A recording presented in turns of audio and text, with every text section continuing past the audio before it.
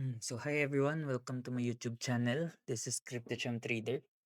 So this is not my typical videos na mapapanood nyo kasi more on explanation to kung ano nangyari sa previous session ko. So isa-share ko lang sa inyo. So I have a old mentee na nag-message ulit sa akin and gusto niya magpa-refresh ng lesson and ito yung topic namin kasi medyo naguguluhan siya. This is about SMC, yung strategy na ginagamit niya.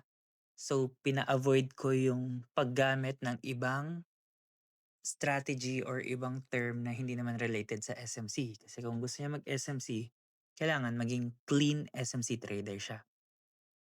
So, at the end of our session, nag-ask ako ng signal. Meron kasi siyang binigay sa akin, BIP, IOTX, tsaka APT. So, ito yung setup niya. Papakita ko sa inyo. So, ayan, sinend niya sa akin March 31. March 30 kasi kami nag-session around 9 PM. Tas eto nga sabi niya, "Coach paki-correct nga, 'di ako sigurado din diyan, eh." Tas yung sa IOTX ang hirap tingnan ka. So, eto yung setup niya. Honest review bago ko 'to i-trade. Ita-trade ko naman siya definitely and I don't care kung lost to or profit, ire-review ko siya sa inyo. So, iko-correct ko muna bago niyo mapanood. SMC ginamit niya 15 minutes which is yan kasi usapan namin and sabi ko, kahit at least 1:3. So, dito 'pag binasa ko 'to, 1, 2, 3, 4, 5, 6 to 7 'to. Almost 6 to 7 RR 'to, okey?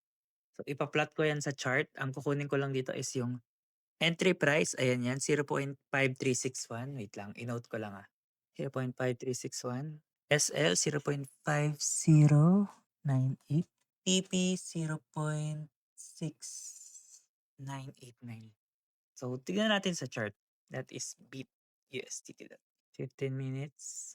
Entry 0.5361. SL 0.5098. PP is 0.6989. Okay, so around that area. So yes, 6 RR. Okay. Yun yung first point, 6 RR. Second point, wala siyang structure, wala siyang kahit na anong confluence like order block, break of structure, change of character. In short, wala siyang technical analysis about SMC. Hindi clear yung picture. Kung bakit ba siya pumasok dito, ano ba yung nakita niya dyan. Walang explanation, walang background. So, second point yun. Anyways, di ako maka-comment sa ibang time frame kasi ito lang talaga yung hiningi ko. 15 minutes tapos magbibitaw siya ng setup sa akin. So yun, yung RR niya, 6 RR tapos wala siyang plotting. Pero ita-trade ko pa rin 'to. Hold on.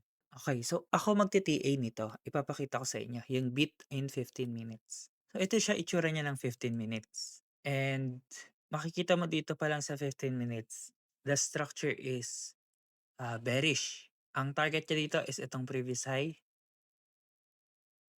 Kita niyo naman. And for sure, nakita niya 'to as change of character.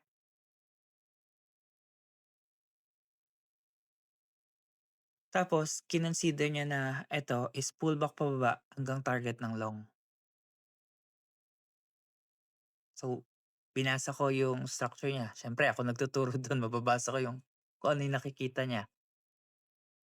Um, Delikado 'to kasi makikita mo dito na itong area na 'to, yung yung flow ng structure na 'to, itong area na 'to pababa, ito, tsaka ito. Yan yon yung structure na yan. One leg, second, third. Ano 'tong mga 'to? Internal, okey, lower time frame yan. Bakit ka maglo-long hanggang 0.7 or 0 diyan 6898? Eh, wala naman tinamaan si price na POI na major para mag-long ka sa 0.7. Hindi siya ano may tamang term dun, eh. Hindi siya based on structure. Kung babasahin mo lang kasi si market, gumagalaw talaga sila based on structure. So, meaning to say 'pag pumunta dito si market, hindi puwede. So, kita niyo naman, lagay ko lang sa 1 hour, So, 'yun clear. Walang malaking POI diyan para mag-long hanggang 0.7, most likely dapat ang hinanap niya dito short, targetin niya 'tong baba, take profit pa siya. So siyempre dahil naka-cross ako at puwede ako multiple position, magsho-short ako mismo dito sa OB, SL ko dito sa taas, ta-targetin ko 'tong previous low, okey? So 'yan yung sa'kin, ito yung sa kanya. So ang pinapakita ko dito, since nababasa ko majority kung paano magte-trade ang isang retailer kahit na may knowledge sa SMC, is mababasa nila 'to as bullish and change of character. So dito ako papasok, 2.88 pero ka-counterin ko 'tong 6 RR. 0.5624, SL ko babaan ko pa, 0.5997, TP ko 0.4470. So, pwede pa ako mag-target ng mas mababa, pero pinapakita ko lang dito na yung range ng TP niya tsaka TP ko is mas malapit sa akin. Advantage yung seller sa akin. So, sabihin natin ito yung TP niya, ito yung TP ko, previous low. Makikita mo na majority ng price kung kukunin ko yung equilibrium niyan, yung gitna, majority ng price nasa akin. In favor yung market sa akin. Seller, lahat nandito, lahat ng price action nandito. Ngayon, good opportunity 'to para maka-short ako then ta-targetin ko 'tong ilalim, okey? So either manalo yung trade niya or yung sa'kin. Pero siyempre 98% mananalo yung trade ko kasi, um, based on structure, okey? Pero take note, tinrade ko yung setup niya. Nagpakita lang ako ng proper trade. Anong gagawin mo kung ito yung nakita mo, okey? So, waiting. Hi everyone, so this is an update dun sa BIT USDT na kinounter trend natin na signal. So this is 15 minutes and makikita nyo, yan yung nireview natin and voila! Yan yung entry ko 0.5624 and yung TP ko is around 0.4470. Na-trade ko ba talaga siya? We'll see. So this is the result of what happened sa trade namin. So, ito yung sa kanya. Makikita mo dito yung entry niya, 0.5361. And ito yun, entry price 0.5361. So, tinrade ko talaga siya kasi may tiwala talaga ako sa analysis ng menti ko and also to share din na tinrade ko yung setup niya. Nagkaroon lang ng loss. So, tinrade ko rin yung setup ko, 0.5624 and ito yun, entry price 0.5624.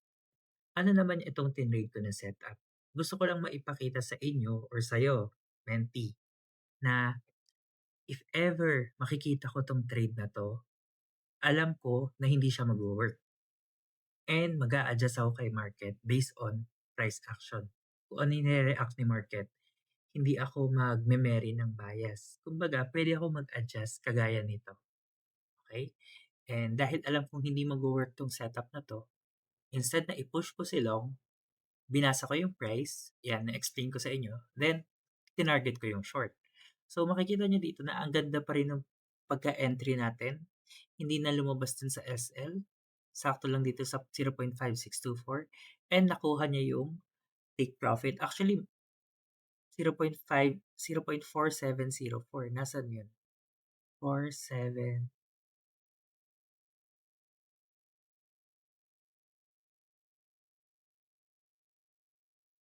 Ayan, so medyo mataas pa yung pagka-TP ko dito at hindi ko na-target ng ilalim. Kasi ito yung time na nag-send naman ako sa Telegram na liquidity squeeze to and magda-dump na si Bright. So usually kasi pag mga ganon, nagkakaroon ng ganito reaction. Pero I hope nakita nyo kung paano mababasa yung isang setup. Pag yung setup readable, majority will take it. Kaya yung SNR sobrang dali and sa dami ng nag-SMC ngayon, pati sila nagiging liquidity na rin. So ayun, binasa ko lang sa approach ng SMC since SMC yung topic natin na makikita niya talaga to as change of character. Ano yung mali doon? Tama, change of character yan. Pero mangyayari lang yan pag may etong price na to, may tinamaan na major POI dito sa right side. Ano pa yung comment ko diyan?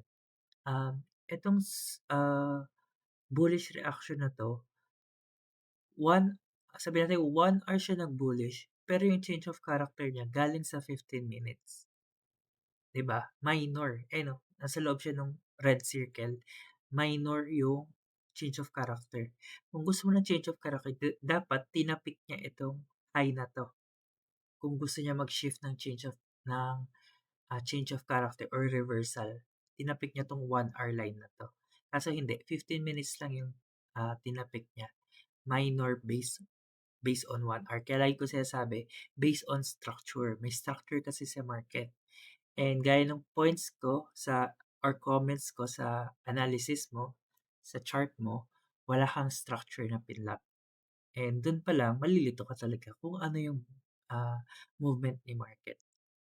Pero overall, compared sa dating analysis mo, mas nag improve ka na ngayon kasi nakikita mo na yung plotting ng maayos.